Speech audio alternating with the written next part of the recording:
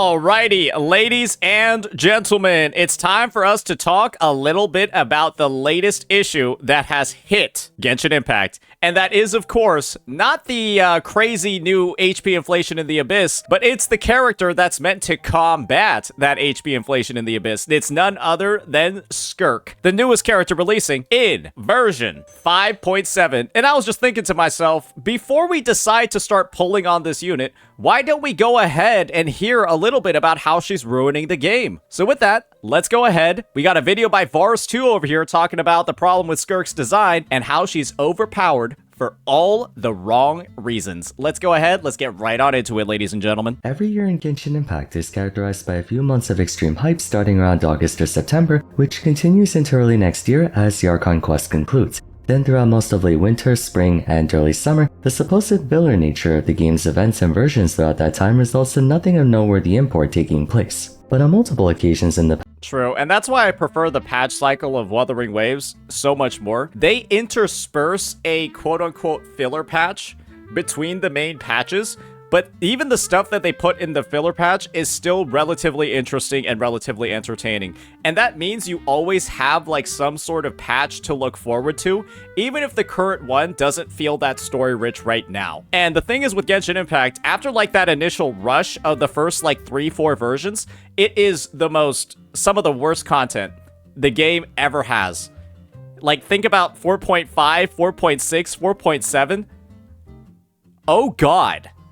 Oh God. Past, one of those quote-unquote filler versions would feature a compelling diversion from the main story and/or the inclusion of a high-profile character to drive excitement for a short time. Back in version 2 and 4, we had the arrival of Yelan and Arlecchino, two very strong and appealing units that also coincided with an appealing side story expansion. This time around in 5.7, we're getting someone who, ever since we knew of her, drew a lot of attention and many questions as to what form she would take in game, considering I mean, she was teased since version 1.0 or like 1.1 or 1.2, right? Whenever Child released, Tartaglia released, yeah, she's been teased for that long. It's literally been like almost 4+ years. As to what form she would take in game, considering her otherworldly nature, not unlike Dainsleif. Child's mentor Skirk has made a debut in Genshin, sparking a fair bit of interest in the game that compounds off of the uncharacteristic expansion of Mondstadt the version prior. But unlike Arlecchino and Yelan, who were unanimously appreciated for their strength and versatility, Skirk has a few qualities to her that could potentially impact her reception from a gameplay point of view, and I'll be covering that in this video. I have been planning for this unit's release for the past like 3 to 4 months, essentially. I haven't really been playing the game that much. It's just a matter of like, I know I'll have to pull this stupid Escoffier Gooterbait unit if I want a chance for this unit to actually be slightly usable. That's kind of like the truth of her, that's the reality of her character. The previous character that came out was Escoffier, a sub-DPS Cryo character with the ability to not only heal the party, but greatly shred enemy Hydro and Cryo resistance, far beyond What does Goose Loosening mean, Vars? What does that mean? Why is that one of her character traits? Brother. What any other singular unit could achieve in the past. Escoffier's role consolidation and power ceiling was so great that she alone elevated Ayaka, Ganyu, and Risley from decent but not all that noteworthy to meta-relevant high tiers once again. Her very inclusion broke an almost 2-year-long ice age affecting the cryo element. True. Objectively, buffing older characters who struggle in the meta due to circumstance is a good thing, and I'm glad Hoyo's making an effort to keep older generation DPS units in a viable state. However, a potentially huge downside to Escoffier's inclusion is that she runs the risk of bottlenecking the cryo element. Well, I mean, she already did. Yeah, you can't play a single Cryo or Freeze team without her. If you don't have her on the team, that team is basically not playable. And this is the reality of the situation, ladies and gentlemen. They have raised the HP ceiling in the game of the Spiral Abyss in the endgame so high that Cryo teams without a Escoffier will just not clear in 1 minute and 30 seconds on the side that they're meant for. They just won't fucking clear. Because she provides 55% resistance shred just for freeze teams. And when you're in that sort of situation, that sort of like damage portfolio, that sort of like damage required inflation, boy, oh boy, has she become like a must pull if you want your older units not just to be like playable, but to be usable. And if you don't have her, it's like you lost those older units completely.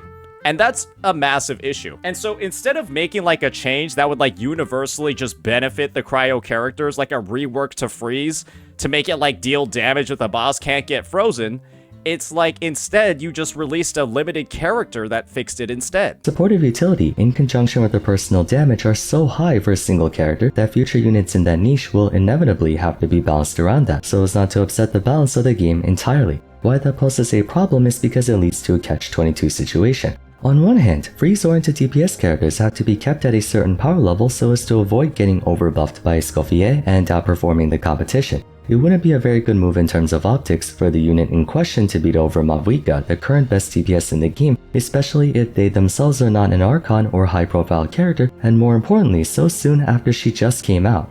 Genshin is power creeping as of late, no denying that, but a move like this would feel simply too ostentatious and in bad taste. On the other hand, however, the hypothetical Cryo DPS would need to have a considerably low baseline if we accounted for the extra power and comfortability that Escoffier could provide to them, consequently being a unit whose entire usage and pull value is contingent on a specific character. It would be one thing if a unit needs a general support like Verena, Kazuha, or Shilonen to be effective.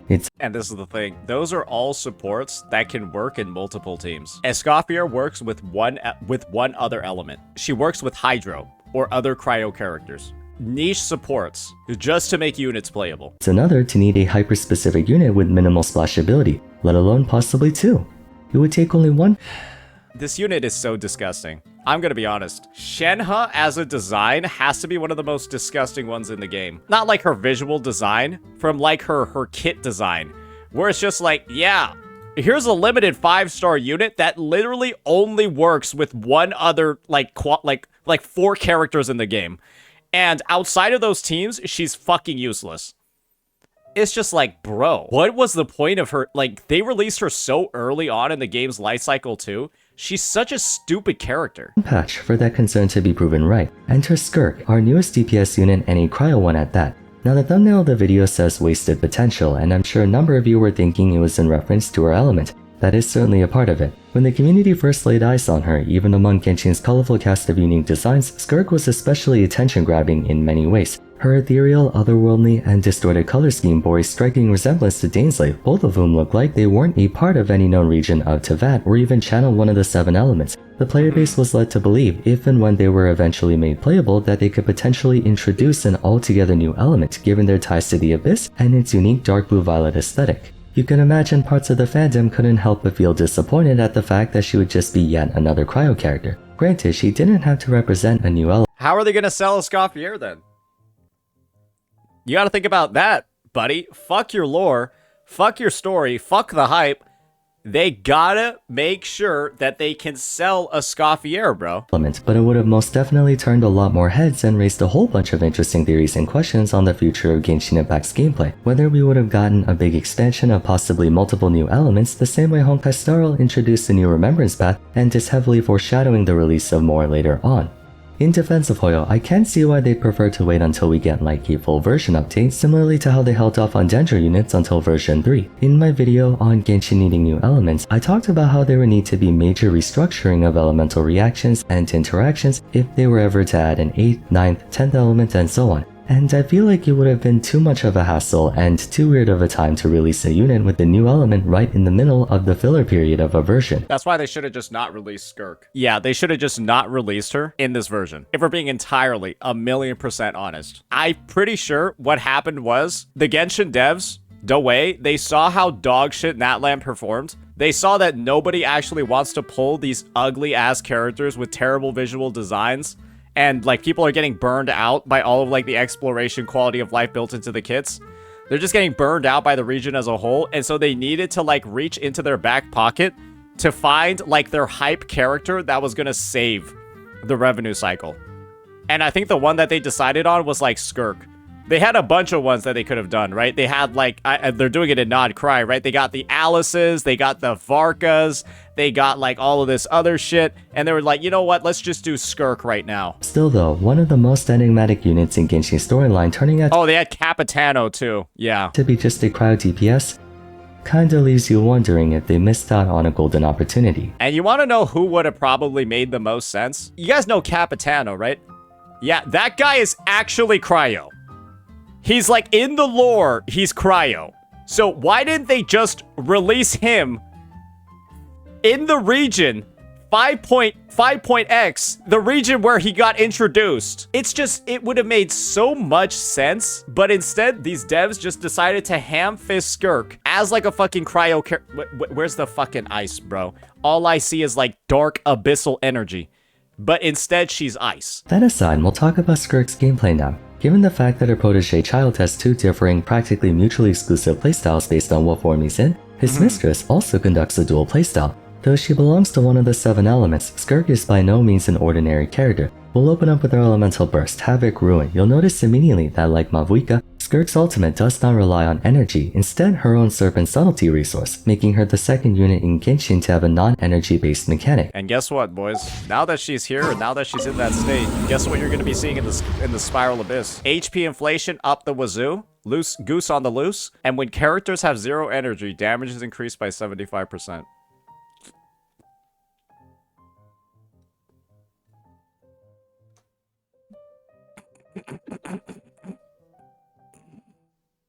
What? A buff that only 2 characters in the game can use, brother. Are you serious? Although fortunately, unlike Mavuika, you don't have to rely on external sources to power this one up. When you have at least 50, you can activate it for a big blast of damage in an area, and when she's in a special skill mode, she gets a different elemental burst that instead powers her normal attacks for a short time. Functionally speaking, Serpent Subtlety is the same as Night Soul. It behaves as a gas tank for not only activating her ultimate, but powering her entire kit in general, and there are 2 ways to get it. First is by activating her skill, Havoc Warp, immediately replenishing 45 Subtlety and entering a stance, providing a new set of attacks that deal modified damage. While in this mode, she drains 7 Subtlety per second, meaning her skill alone will give her at least 6 seconds of uptime and change. But she can extend the duration by absorbing Void Rifts that spawn around the field, supplementing her resource bar and augmenting her attacks. We'll talk about Void Rifts in a little bit. Speaking of attacks, you may have taken notice of the fact that Skirk's base scaling is incredible. All of her attacks deal upwards of 2 to 350% in damage, giving you an idea of the kind of numbers we're dealing with. This is definitely in line with the power scaling of 3rd generation units, if not more so.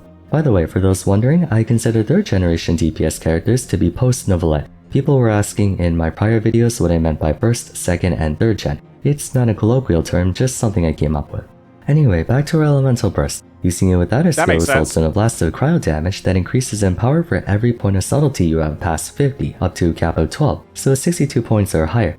So basically, it's just a massive amount of power creep post-Novelette. I guess, honestly, it should probably be post-Fontaine, because I don't think Chlorinde is any good. Isn't Chlorinde garbage? She's alright, she's okay, she's mid. Okay, she's maybe not garbage, she's just mid. Done so, Havoc Ruin has a base scaling of 221% times 5 and then 368.3%. But if you have 62 subtlety or more, she adds an additional 417.36% to each instance of damage in her ultimate. What? Keyword each, meaning all 6 attacks of Havoc Ruin gain that multiplier, pushing her elemental burst damage to a staggering total of almost 4,000%. I'm sorry, wait, I just need to see something real fast. How much does Ryozli's ultimate do?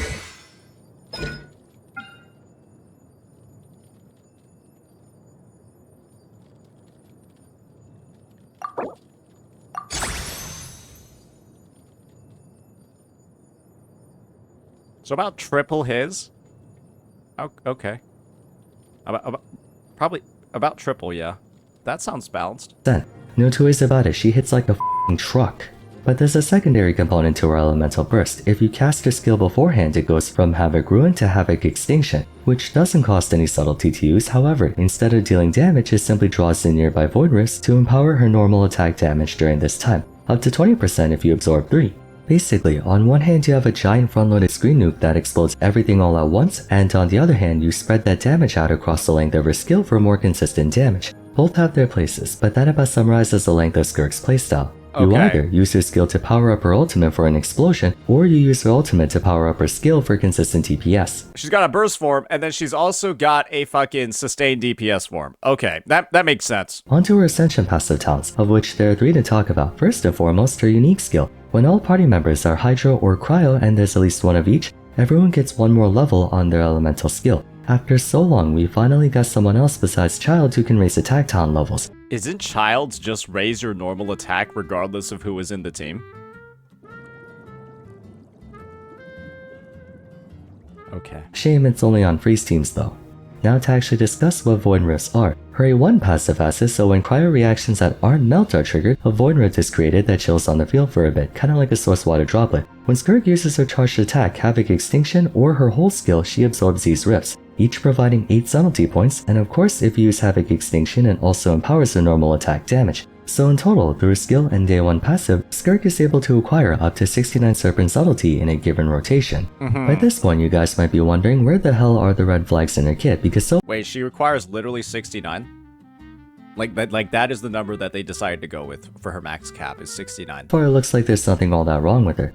Well, it's because the red flag is in her A4. When Hydro or Cryo party members besides Skirk deal damage to enemies, she gains a stack for 20 seconds, up to a maximum of 3. Each party member can only contribute 1 stack, which means every party member has to be either Hydro or Cryo. Wow, that sounds just like a Scoffier. Done so, Skirk's normal attack damage dealt by her skill and the explosion damage on Havoc Ruin are increased by 110, 120, or 170, and 105, 115, and 160% of the original damage respectively. So when you take this into account, Skirk's normal attack scaling can escalate to well past 400 to 500% per strike, giving her some of the highest raw attack scaling in the game. As well, that aforementioned almost 4000% elemental burst crosses to well over 6000%.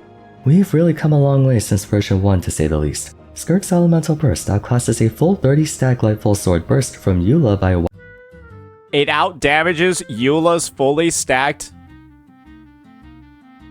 Isn't like don't Eula players prep for like 30 seconds to deliver that one blow? And then Skirk just slots in Hydro and Cryo characters on her team and gets it? wide margin, only it's much easier to obtain and no energy cost. This also comes with the implication that Skirk can beat out Ayaka in front-loaded DPS. Point for point, her C0 burst does equal if not more front-loaded damage than Ayaka's C2 burst. In essence, if you have a full freeze team, Wait, it deals more damage than Ayaka's C2 burst? And I guess this is the thing, right? He's probably gonna look at the normal attack damage, and then we're gonna find out Skirk does more damage than Ryosley. Ayaka's the burst Cryo DPS. Ryosley is the normal attack, sustained damage Cryo DPS. So I guess Skirk is gonna deal more normal attack damage than Ryosley, and more burst damage than a C2 Ayaka. Oh boy. Skirk shits out damage like she's the main character of the anime because if the circumstances align, she pretty much is. The downside is what it takes to get to her ceiling. I want to first preface by saying I'm aware every character has a best-in-slot team that performs measurably better than whatever alternative options they have.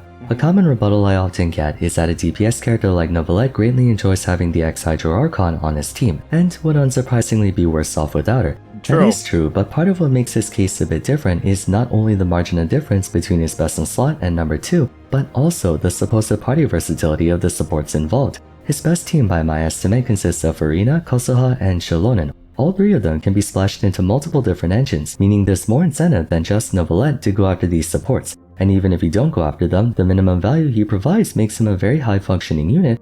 True. Whereas the more niche DPS like Kanish has a lower value rating by way of his hyper-specific playstyle, making him significantly worse in perception despite being equally as capable. Skirk encounters a similar issue. The nature of her Ascension talents pigeonholes her into a highly restrictive team composition consisting of only Hydro and Cryo. And when it comes to a game like Genshin Impact, you're looking for the characters, you're looking for the units that are going to give you the most value per pick. Like the most value per Primo Gem that you're putting in.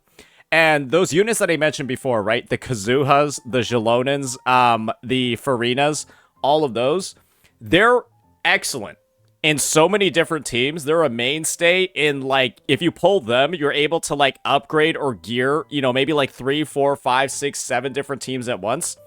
And at the end of the day, when it comes to, like, hyper-specific element-focused units, those are usually the 4 stars. Think about it this way, right? Y'all know about this unit, right? If you don't have her, if you don't have this unit, you literally cannot play Animo DPS teams, right? You cannot play mono Animo teams if you don't have her. And I guess she has to be C6 too, right? Chevreuse, you can't play her unless, or you can't play Overload teams unless you have this Snack Addict as well, right? And then with the Geo teams, you can't play them unless you have this. Clearly, I don't play the Geo team because this guy's level 40. And so, like, at the end of the day, it's like, maybe them releasing a character like Escoffier is supposed to be, like, the new way that they're doing it. Because, yeah, getting those units C6 is kind of annoying. But it's also, like, you have to wonder to yourself, how has this game been designed in a way where certain compositions and other units are straight up not fucking playable unless they're, like, tied to the hip with another one?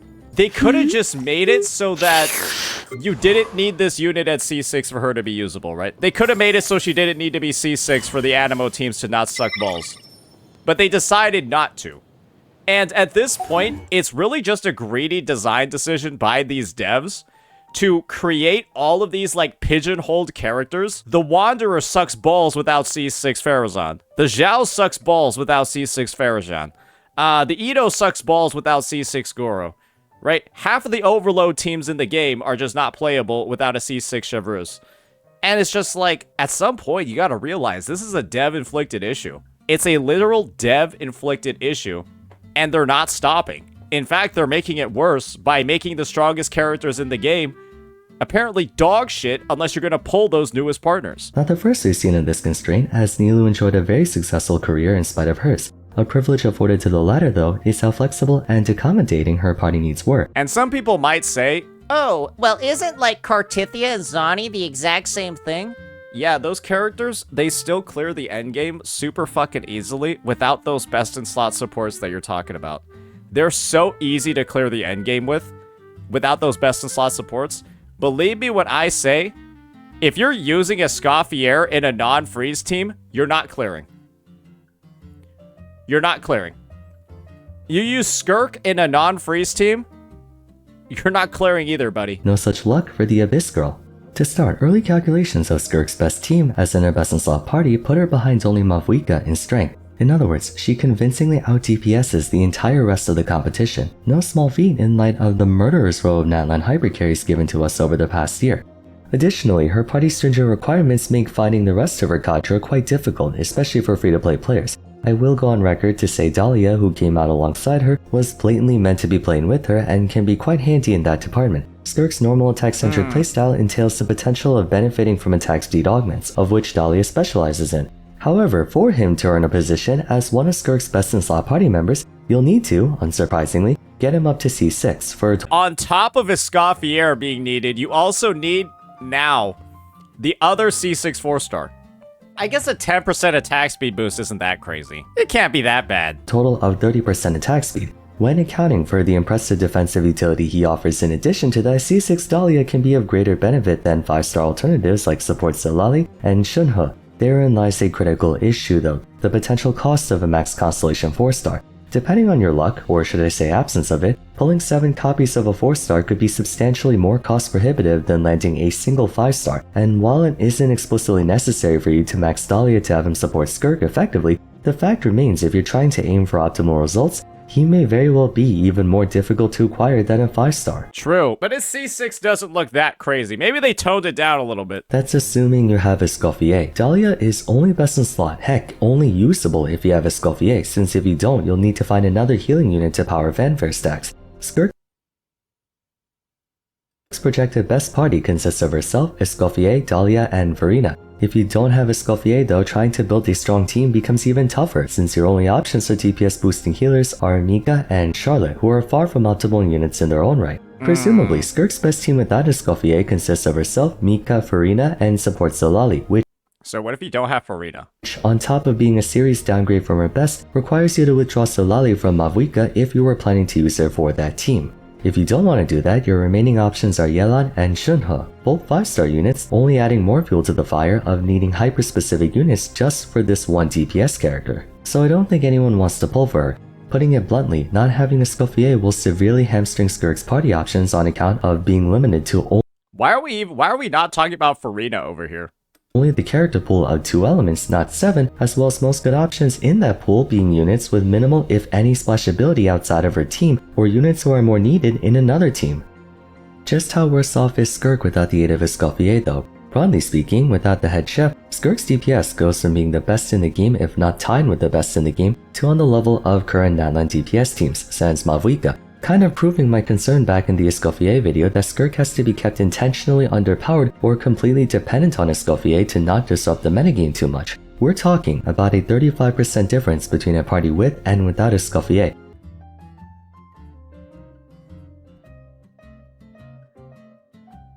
And guys, you also have the Farina part of the equation as well. Don't forget that. What happens if you don't have a Escoffier and you don't have Farina? Everyone has Farina. What if you need Farina on the other team? Has nobody thought about that part as well? Farina is one of the most in-demand supports in the game. And so you're essentially reserving Farina to only being used on this team. Isn't that a problem on its own? So you won't have any other team for Farina to ever be used again. That's what you're essentially saying here. Keeping Skirk from going any higher than she is, all because Escoffier would make her strong. That's what pulling Skirk does. It reserves Escoffier, which is not really an issue because you only pulled Escoffier for Skirk, but then it also puts Farina in Skirk jail. So if you pull Skirk, you're never using Nouvelette again. Just so you know. It basically destroys the value of your Nouvelette. Stronger than Mavuika, which Hoyo doesn't really want to do for a non-lore prominent character, even though it's implied that Skirk can easily go toe-to-toe with Archons.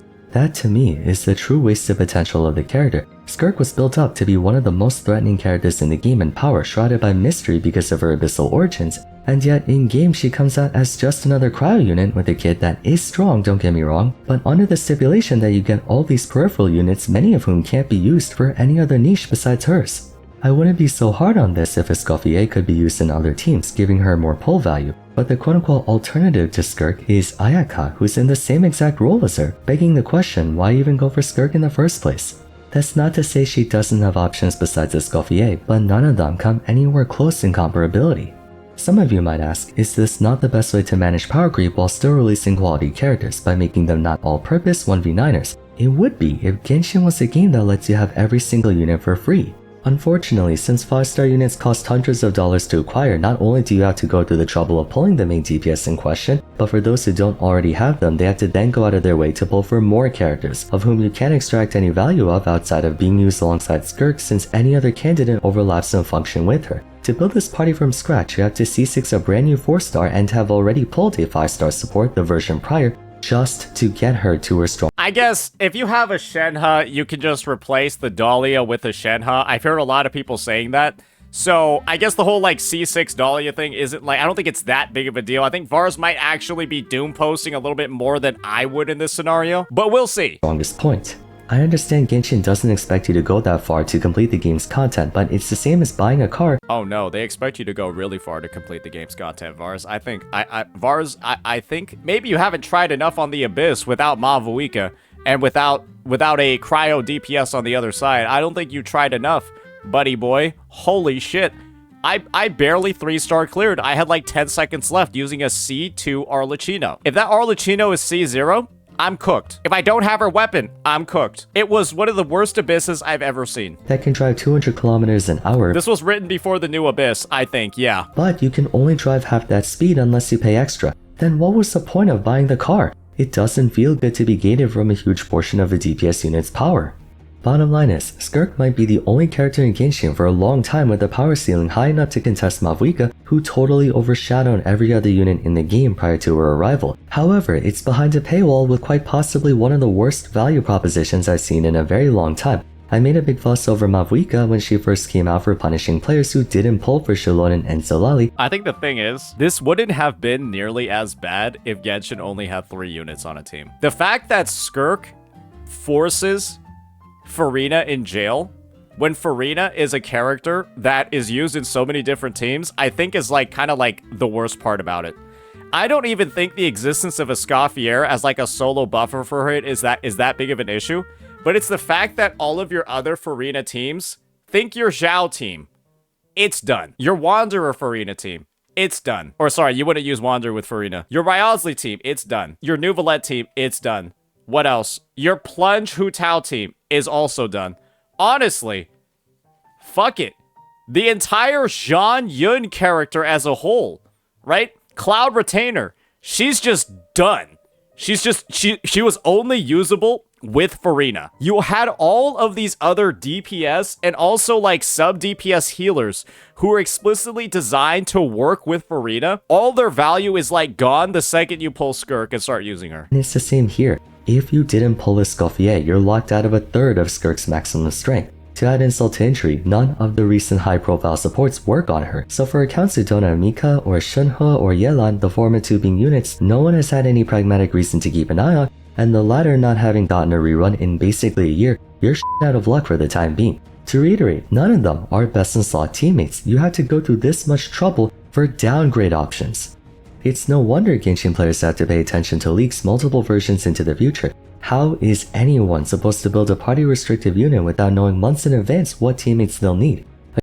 Damn, Vars is mad, bro. He just showed the leaked subreddit in a video. Again, if we could get these characters year-round, that's one thing, but sometimes units don't get featured again for upwards of a year. I don't mind characters of this specific niche, I find them to be quite creative. But if you make them specific and party stringent without giving players enough latitude in dealing with it, it just doesn't feel good to pull for Skirk right now. Anyway, the video is getting very long, so I'll end it off here. For all I know, this can age like milk, and similarly to Mavuika, will get more accessible support for her soon. I honestly hope she does. Let me know your thoughts on Skirk in the comments down below, whether you agree or disagree with my points, but for now, if you enjoyed the video, a like and subscribe would be much appreciated. Don't forget to follow me on Twitter at VarsVarum, join my Discord server, and if you haven't yet, feel free to watch my review on Escoffier for more context. We've already seen that. So yeah, I would say overall, awesome vid by Vars, kind of just breaking down the massive issues with the Genshin Impact's character design. And this is the thing, I feel like that's kind of like where the future of this game is headed. And in a 4-slot team, this level of restrictiveness is so awful. Because to build a character's best-in-slot team, you're going to end up screwing over the other ones, right? And in a situation where I think you now have 3-team content in Genshin Impact, where you need 3 teams active at once to be able to do some of the new endgame modes, it's becoming exactly like HSR in terms of restrictiveness. And it is turning so many past expenditures, so many past investments, completely fucking useless. And so, yeah, it's just in a situation where predatoriness, predatory banners, predatory character designs, very, very specific niche use cases, that's becoming top of mind for these devs.